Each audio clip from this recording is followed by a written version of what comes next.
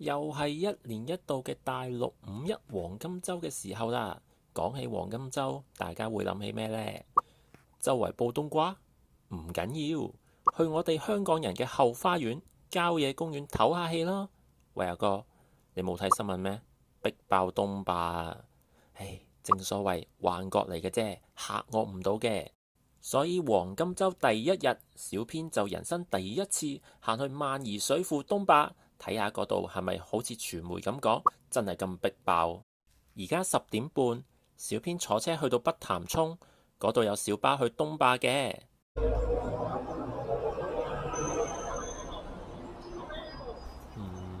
好似都唔係太多人啫，可能第一日黃金週大軍仲集結喺邊境，未打到嚟。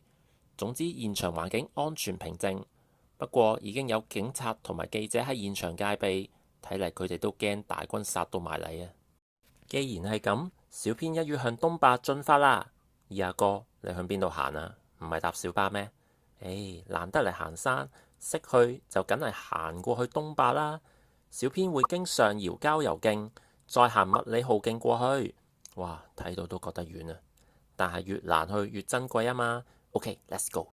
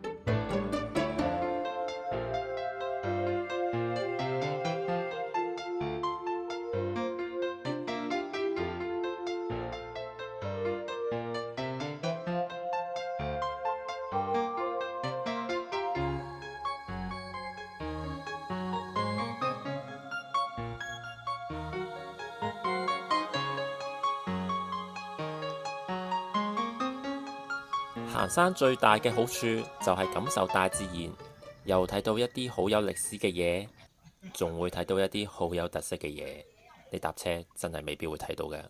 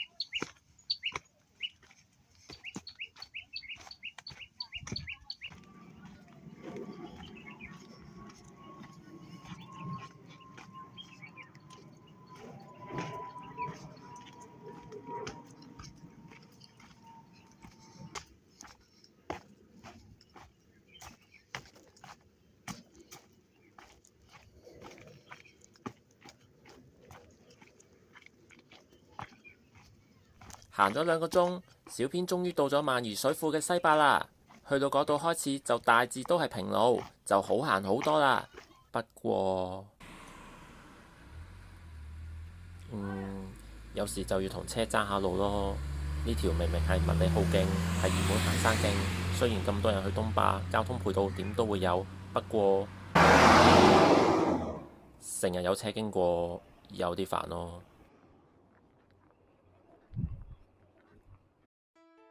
好彩有時都冇車，仲可以喺路中心慢慢行添。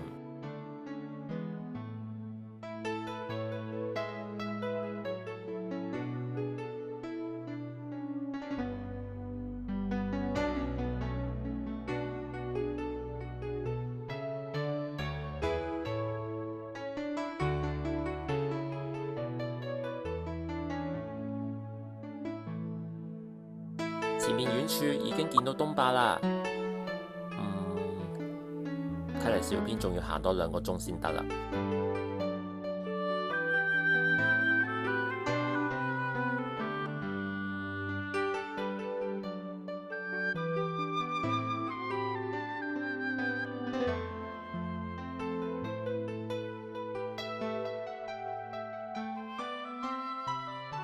沿住萬宜水庫行，你真係會見到好多好靚嘅風景，仲有好特別嘅水文設施，同埋牛屎，好大劈牛屎。小編一路行一路感受到充滿牛屎嘅空氣。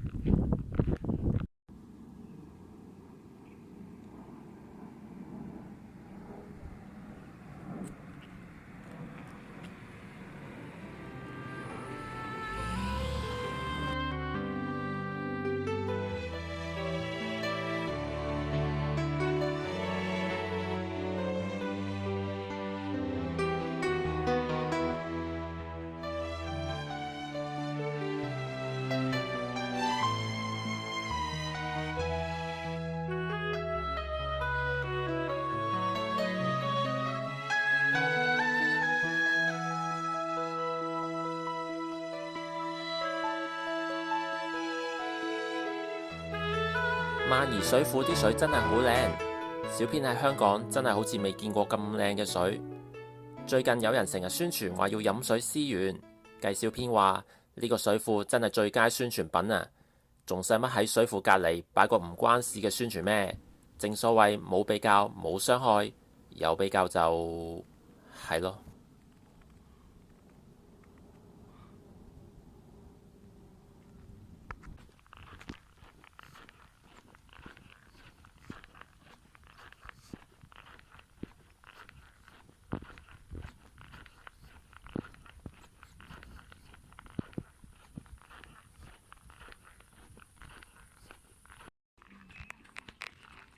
就嚟到目的地，見到越嚟越多人啦。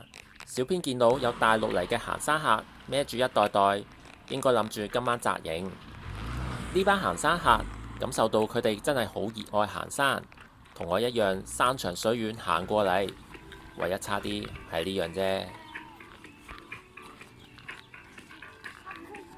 如果現場有好多呢啲行山客，應該都係一個問題嚟。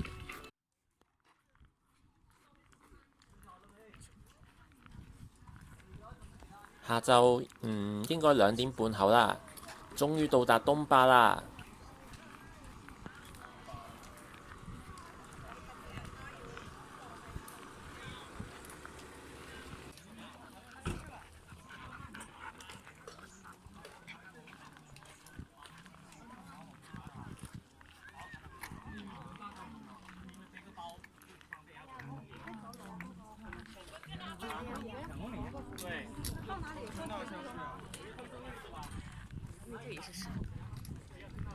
可能真係第一日啦。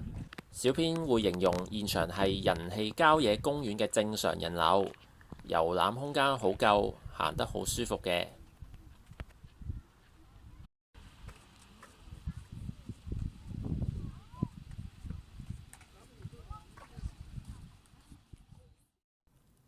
開始落雨啦，不過叫做冇影響大家嘅興致。你睇下佢哋就知啦。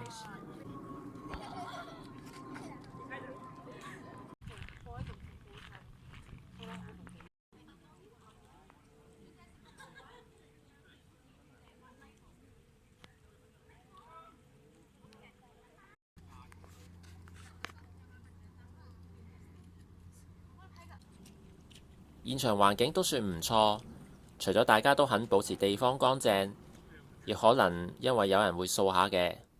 但係鬧影石嗰邊就比較或者喺海上垃圾沖過嚟啫，一定係，除非唔係。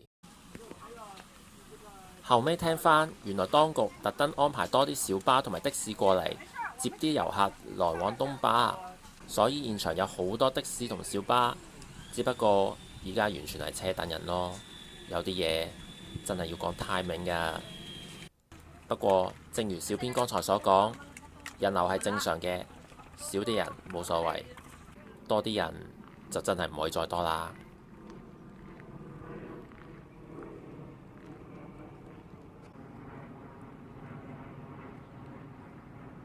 其實除咗大陸遊客，好多係平時幫我哋打掃煮飯嘅工人姐姐，佢哋放假就聯群結隊一齊去玩，少少估唔到佢哋識嚟呢度玩喎。